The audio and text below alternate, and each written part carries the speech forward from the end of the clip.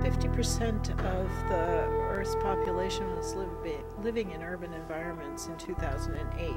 Half the world's population was living in cities. So when you think about that, it makes sense that people who are designing vehicles for the future are thinking about cars with a smaller footprint. I wanted to do a piece in the exhibit that was forward-thinking about the relationship between emerging urban environments and the type of cars that are being designed for the future.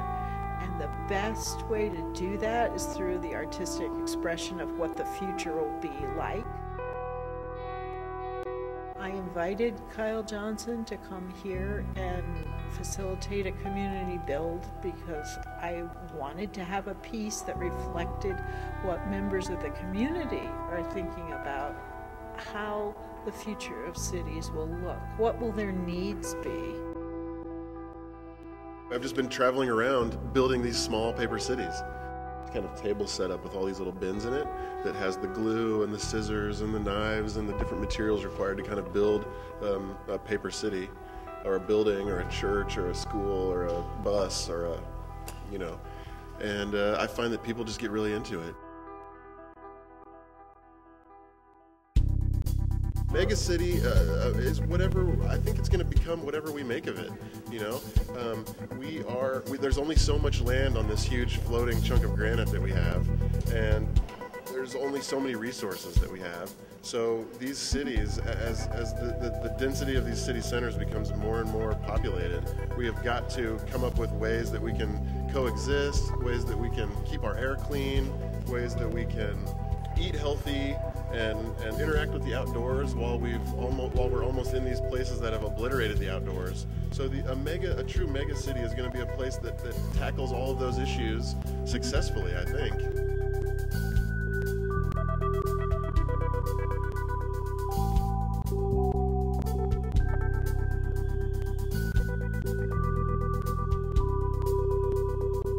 This Paper Metropolis is the ultimate crowdsourced, community, creative super jam.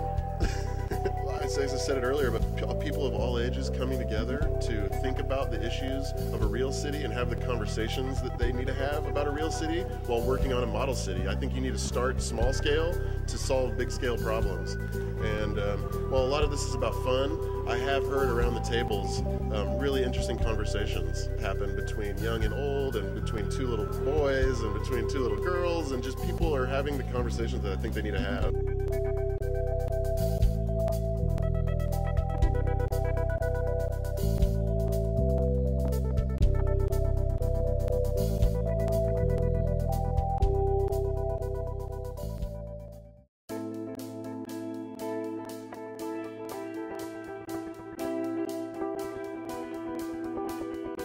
The Paper Metropolis is a representation of an artistic vision of the future that's been created by the people who have participated in workshops here at Heritage, as well as visitors to the exhibit during the first 3 days that we've been open for the season.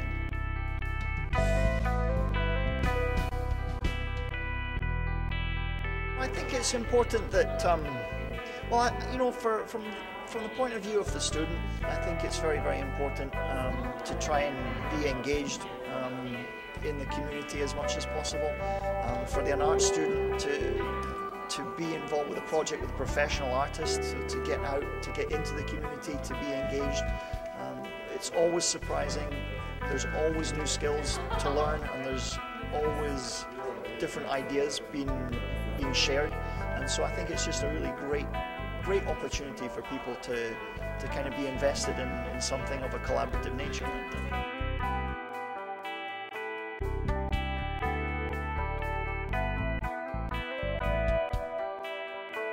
Well, I decided to make a yacht club. I kind of wanted to make it a triangular type thing.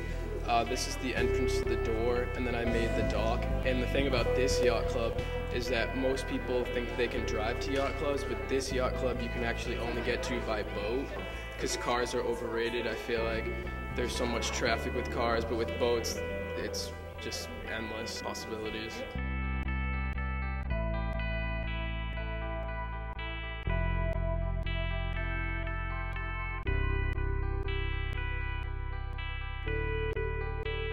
when you open up an exhibit to have people build or contribute, what you get exceeds the imagination of one person who's creating an exhibit. And what I see is a phenomenal amount of creativity. People really thinking about the future of environments. I could not be more pleased with the turnout and the creativity that this community has exuded on this project. Just the level of collaboration and teamwork, I think, is really neat, which is, you know, what you need to build a real city. It's a logical way to create exhibits because it's by the community, for the community, about the community.